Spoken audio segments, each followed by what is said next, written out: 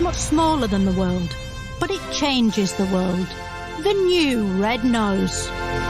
When you buy one, lives begin to change. Wear it to be part of the Red Nose Nation. You can even wear it for work. It proves that the littlest of things can make a huge difference. Available now at comicrelief.com and Amazon. Don't wait. Don't hesitate. After we see an Aberdeen legend taking to the pitch, very proudly caressing there his Hall of Fame entrance, and richly deserved for Frank MacDougall. He only had 2 seasons with the Dons, but he managed to score 44 goals in those 2 seasons. Absolutely terrific. Injury ended his career at 29. Who knows how many more goals he would have gone on to score, but the Dons fans absolutely loved him because he was just he just finished. He just put the ball in the net. It was dead straightforward. He had some great moments. Scored all 4 against Celtic one day here in a 4-1 win. 24 in his first season. He got the Golden Boot. 20 the following season. He's had health problems recently, and he's going to get a big welcome here from the Dons fans at Pittodrie. Well, some will know him just out of legend, out of hearing from their dad or their granddad or their uncle or their auntie or whoever about what he did. But some of these Dons fans here today will have been here at that time in the 80s when Frank MacDougall scored goals for fun. And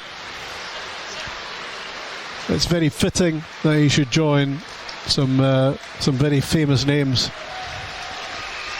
in the Aberdeen Football Club Hall of Fame, and he's getting the reception you would expect from the Dons fans. He was, for a short time, for those 2 seasons, a very special player, and I managed to catch up with him and talk to him a little bit earlier. A fitting tribute to Frank MacDougall at Pittodrie on Saturday after the Red Army honoured his entry into the Aberdeen FC Hall of Fame on the Pittodrie pitch at half-time. And you can hear that interview with Rob and Frank on Red TV. Hello, it's Graham here with the AFC DONScast on Monday the 27th of February. Coming up this week, we celebrate the under-10 success in the Glasgow Cup the weekend before last. Baltimore Ravens American football outside linebacker David Ojabo visited Cormack Park, and Ross McCrorie on training, plus some transfer and supporters news. But first, we're hurtling towards the season split at the end of April, and the Dons have just scraped into the top 6 on Saturday following our 1-0 win against Livingston. Bojan Majowski's first-time finish on the stroke of half-time was the difference between the 2 teams, Livingston failing to create any notable opportunities, having just 1 shot on target, which Angus MacDonald expertly cleared nobly shot off the line. It was a determined performance from the Dons that will hopefully continue this weekend against Dundee United. The thoughts of Barry Robson coming up. First up, Rob Maclean and Lee Miller review the match.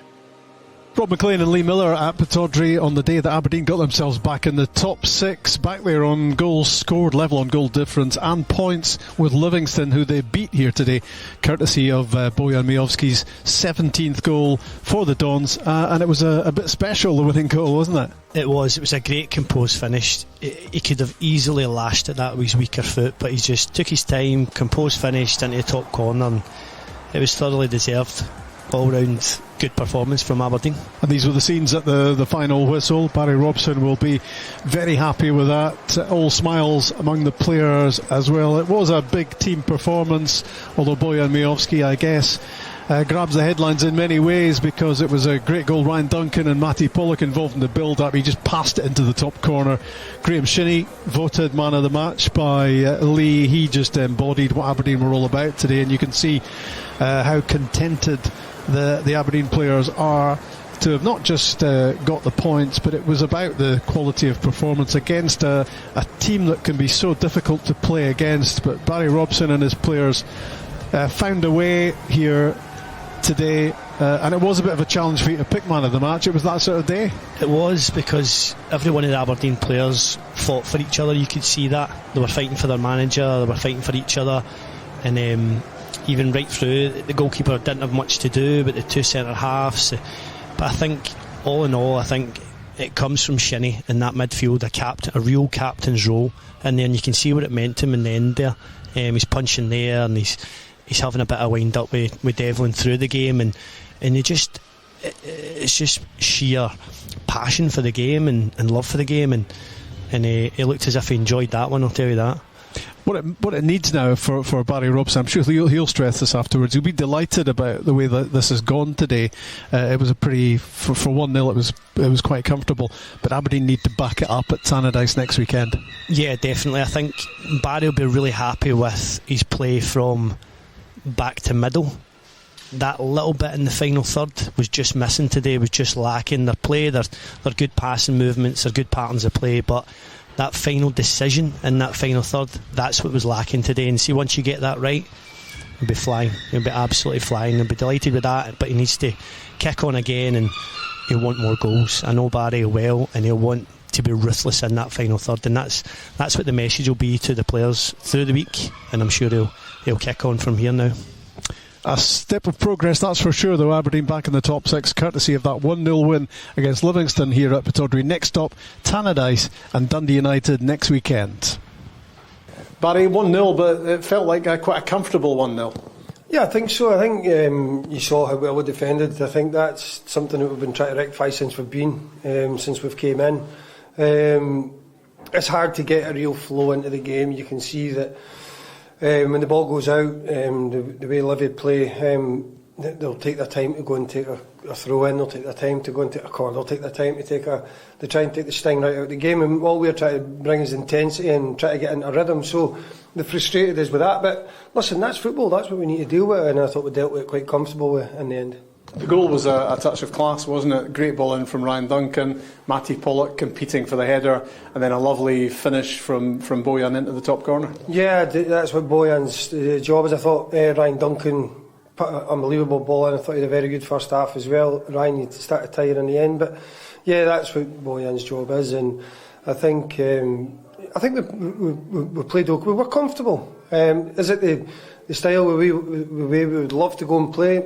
Sometimes that's hard to get when you play against a team like Livingston. So, but the biggest pleasing thing for me was you could see the structure of the team. You could see how our distances were good. That's why we were winning second balls. You could see them quick transitions at speed, try to go through them, and that excited the fans a bit at times. But the other side, it was so difficult to try and get Leighton Clarkson to play. Some of the balls bouncing all over the place. Livingston stopping. So. No, pleased the most important thing was to get the win today, and that's what we got. You spoke about the defending. I mean, the evidence is that Jay really didn't have a save to make.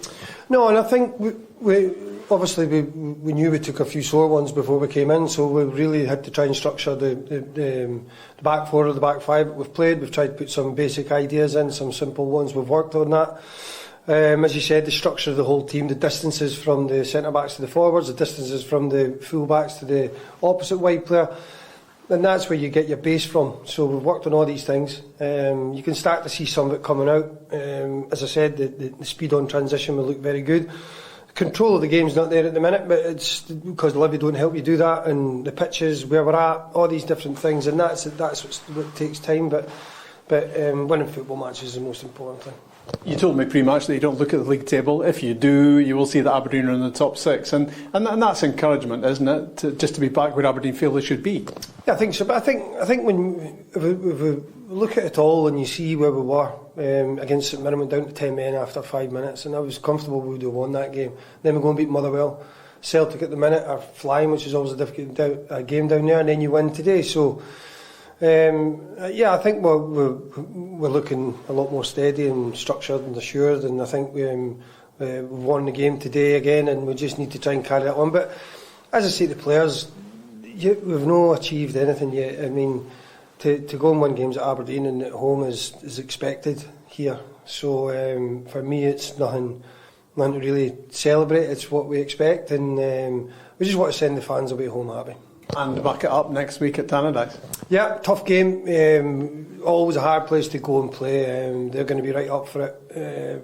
Another challenge for us, but hopefully we can go down there and perform and get another result, because at this stage of the season it's about results over performance. Well done, Barry. Thank you. Catch live audio and video of our next match only on Red TV. Subscribe now for full matchday coverage, replays, highlights and all the goals, exclusive interviews and behind the scenes content. Sign up now at redtv.afc.co.uk. The best of the action only on Red TV. Right, let's look at the rest of the matches in the SPFL at the weekend then. And Ross County thumped Dundee United 4-0 in Dingwall to move out of the relegation zone and leave the Tannadice side 4 points adrift at the foot of the Premiership. There were 1-1 draws between Kilmarnock and MacDougall and St Johnstone and St Mirren.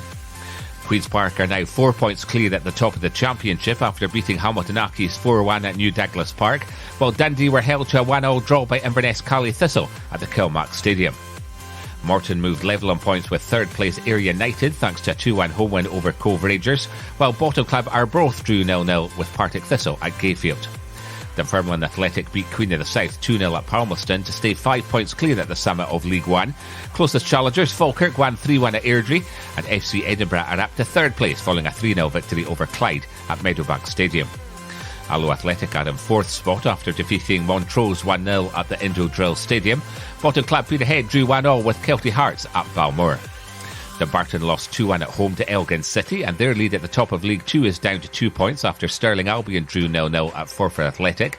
Third placed Annan Athletic won 2-0 away to Albion Rovers, and Stenhousemuir in fourth defeated bottom club Bonnyrigg Rose 1-0 at New Dundas Park. Stranraer beat East Fife 2-0 at Stair Park. On Sunday, it was the Scottish League Cup final between Rangers and Celtic at Hampden, and Celtic hold on to their League Cup for the 21st time in their 2-1 win over Rangers. And also in action on Sunday afternoon were Aberdeen women. Unfortunately, they were at the wrong end of a 7-0 thrashing against Glasgow City at the Balmoral Stadium.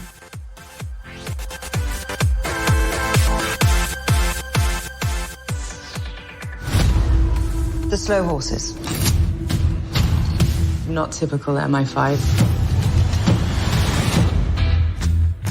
What's going on? Ex-service agent, found dead. Cause of death? Heart failure. He was in his 60s, smoked, drank.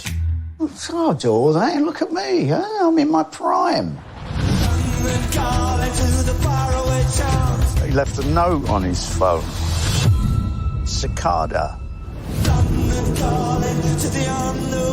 Russian sleeper agents embedded in British society. They've been reactivated. More people are going to die. If you uncovered the trail that quickly, it couldn't have been that well hidden. Thanks. Lamb, I do not need the slow horses digging around the past. This feels too suspicious. What does that actually mean? There's more to it. There has been an alert. There's a traitor right at the top. He has unfinished business. There is a plane packed with explosives. Thousands of people, they're going to die. Sometimes the only way to work out why a trap has been set is to walk into it.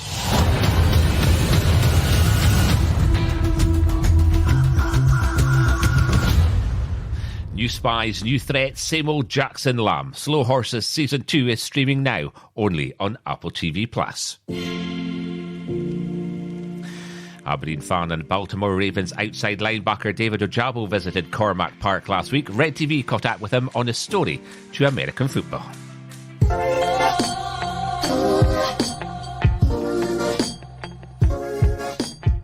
David, good to have you down here at Cormack Park. It's your first time, I believe. What's your first impressions? I mean, man, it's a vibe, man. The weather is, as always, chilly, but it's good being out here, man, just seeing the people work. You obviously don't feel the cold that much. You don't have the jacket on. I'm out here, man. I'm embracing it. How does it compare to what you're used to over in America, the training facilities there? I mean, size-wise, it's a little smaller, but understandably, because we have a lot more people. But it's good, though. It's a good vibe.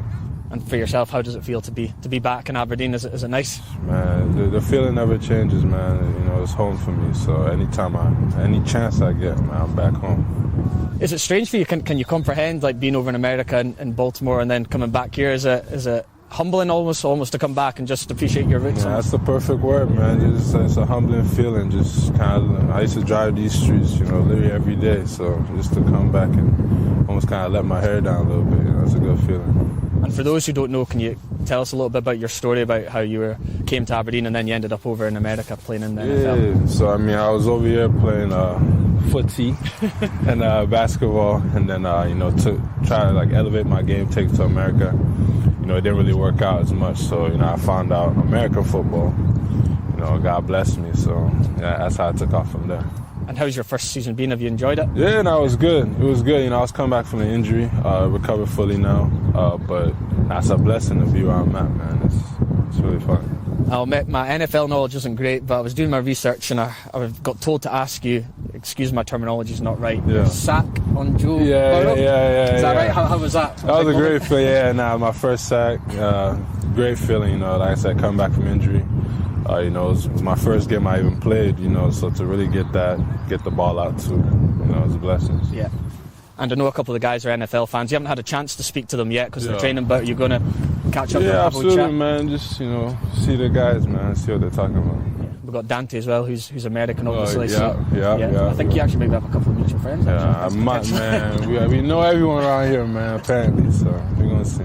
And will you make it along to the game on Saturday? Oh, that's the goal, yeah. Definitely, we're trying to organise it. Bring me and my cousin along. David, thank you very much. Love. Thank you.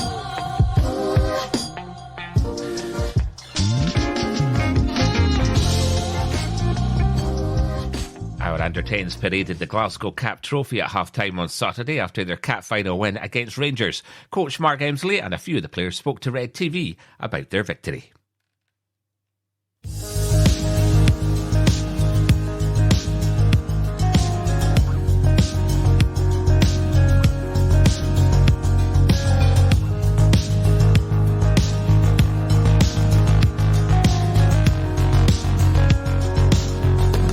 Our under-10s were victorious at the Glasgow Cup last weekend. How was it? Great experience for the boys, for the coaches, for the parents, for the grandparents, everybody that was there. The atmosphere from the start was very good. It was a long day. We were there from 10 o'clock in the morning. We reached the final, so we were still there at 5 o'clock at night. And 2 groups of 7 teams. You relied on both teams doing well and gathering as many points as you could. And we were fortunate enough to get enough points that we would play in the final against Rangers. We went a goal behind in the final, but that didn't dampen the boys' spirits, and we just got back at them, and it was really pleasing watching them. We were really going into the unknown because we've only played one cast fixture so far, and that's against Motherwell, so we were going down there really to see what the standard was like. No pressure on the boys, absolutely at all. We were just giving them the experience of going away from home again. And Burnley were in the tournament as well, which was an English club, which gave them something different. And we just built momentum as the tournament went on. The teams involved, Rangers, Partick Thistle, Hibs, Hamilton, Burnley, as you mentioned there, and Celtic. The Glasgow Cup is very prestigious, and it's something that we won last year as well, so great for the club and for the youth academy as well. Yep, no pressure on us going down there being the holders, but no, I think Celtic said at the end we might not get invited back because we've won it twice, but no, really pleasing. And as I say, it's the top boys in Scotland at their age they're playing against. And we've worked hard. It's really been hard work over the last year and a bit. 3-4 coaches at a time. Johnny comes in and helps us from the first team, which is great for the boys because they love that. And no, it's been a lot of preparation going into that, and hopefully at the season as well, because we've only played one game so far. So that was a nice little sweetener for them at the beginning of the season, and hopefully they can just take it on. Short term, it's brilliant for them. They've got a trophy, obviously they're delighted with, but long term is obviously that they carry on developing through the academy. That's our job, to first of all the foundation phase, get them through that, and then into the youth phase, and then hopefully one day one of these boys might play for Aberdeen. The thing is, we don't know which one at the moment because they're so young, but no, so far so good. Leo, you won the Glasgow Cup, or your team, the under-10s won the Glasgow Cup on Saturday. How was it? It was amazing feeling to win the Glasgow Cup. And you scored a couple of goals in the final. How was that? Amazing. And I saw one of your goals on Twitter. You're cutting on your left. Are you able to talk us through it? Do you remember much about it? I was staying up the pitch, and then I got the ball. I cut inside, and I was at a weird angle, so I had to jump and hit the ball, and then it just went in top bins. And Elliot, you played in the Glasgow Cup on Saturday, and we won it. How was the day for you? I really enjoyed it. I liked playing all the big teams down in Glasgow, and Burnley coming down from England was a great experience. And you play in goals. What did you pull off any good saves? Do you have any memorable moments? There was one time where we were 2-1 up, and then there was one of the Rangers strikers coming in on goal, and I just came out 1v1 and managed to get a hand and put it round the post. And you get to parade the trophy at half time on Saturday. What are you looking forward to that? Yeah, I'm really excited to show the fans the trophy that we've achieved. Well, they'll be excited, there's no two doubts about that. I've got 17 of them to look after in the stands, so I'm sure by the time half time comes they'll be bursting to go on. But no, it'll be great for them, give them a wee taste of what it's like as well.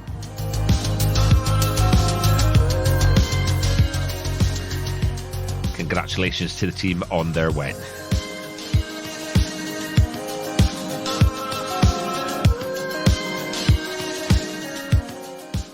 Don's chairman Dave Cormack has successfully come through his heart operation last week, having undergone a triple heart bypass. He's expected to make a full recovery. Cormack underwent tests when he returned from Scotland to his home in the United States earlier this month, which showed that he needed to have an operation. His son Craig posted on Twitter on Saturday saying he just told Dad the score. He's glad Aberdeen won today, and he thanks everybody for all the well wishes as he recovers. Red TV quickly caught up with Ross McCrorie last week after Tuesday training at Cormack Park. Here he is with Cummy. Ross, Tuesday training, how was it? Very tough. Rob Wood is doing different ideas within training. He's got his own ideas, obviously, so it was good to see that, and all the boys are enjoying it. Intensity was high, and it's a good working day. What sort of things do you work on Tuesday training? Is it tactical or a bit of fitness? Well, Tuesday's the big day of the week. That's the big working day for us all. A little bit of tactics near the end there, with the intensity, with a few runs in between, in the tight areas, and little combination play with Aggers. So it's great so far. All the boys are really enjoying it, and it's hopefully we can see the fruits of it coming in the coming games.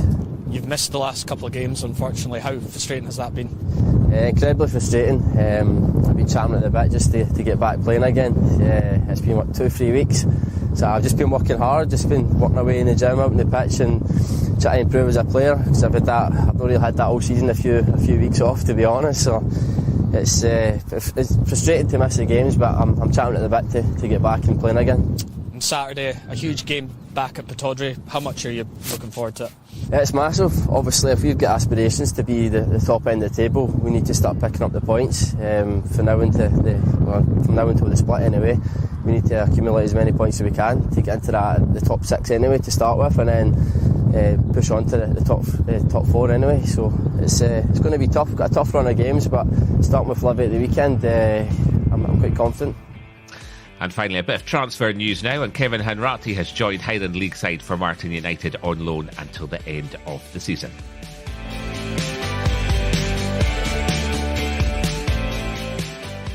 Tetris? Tetris. Tetris. Tetris. Tetris. It's the perfect game. It was the most beautiful thing I'd ever seen. I played for 5 minutes. I still see falling blocks in my dreams. It's poetry, art and math all working in magical synchronicity. It's the perfect game. Tetris? Tetris. Tetris. Tetris. Tetris. I don't get it. It's a combination of tetra, Greek for 4, and tennis. Tennis. The Russian inventor, he likes tennis. Hansel, yeah. This game isn't just addictive. It stays with you. This is a once-in-a-lifetime opportunity. Hank, only 10 other people in the world have seen what you're about to see. It's called the Game Boy. Package it with Tetris. Can you get us the rights? The Soviet Union had worldwide rights. Nothing gets out easily. I'm gonna go to Moscow. You're walking into a country that still considers America enemy numero uno. Okie dokie. You sure you don't have to talk to your wife about this first? Pioneers have to bet the house to win. But not literally. Listen. Have you ever heard our apartment this quiet before?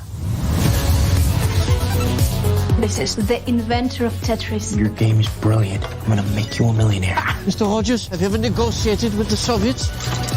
We're here for Tetris. We все здесь только ради денег. What do you say? I don't speak Russian.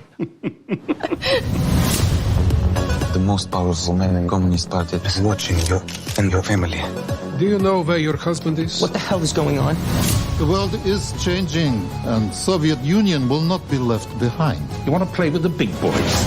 This is how the world works. Where is my money? This is insane. We can't protect you. Sometimes you gotta forget the rules.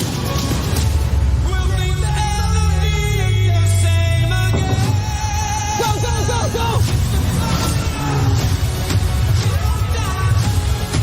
This is criminal. The Soviet Union is about to implode. They're lying. Everybody's lying. Go home! The cavalry is coming. We don't have time. I have a plan. Oh, come on. You guys are the kings of cliffhangers.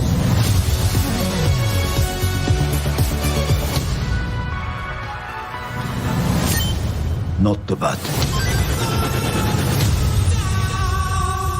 The game you couldn't put down, the story you couldn't make up. Tetris, streaming March 31st on Apple TV+.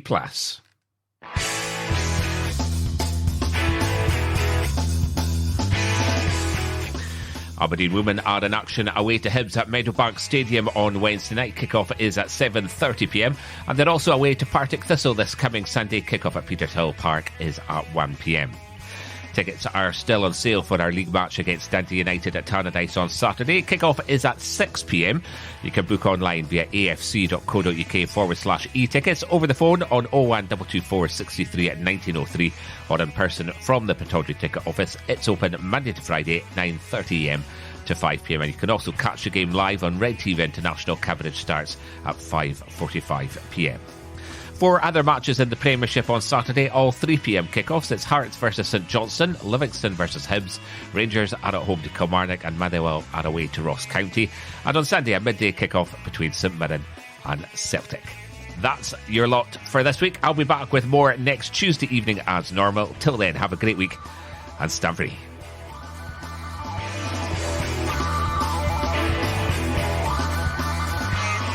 That's all for this week. More Aberdeen news next Tuesday evening from 8.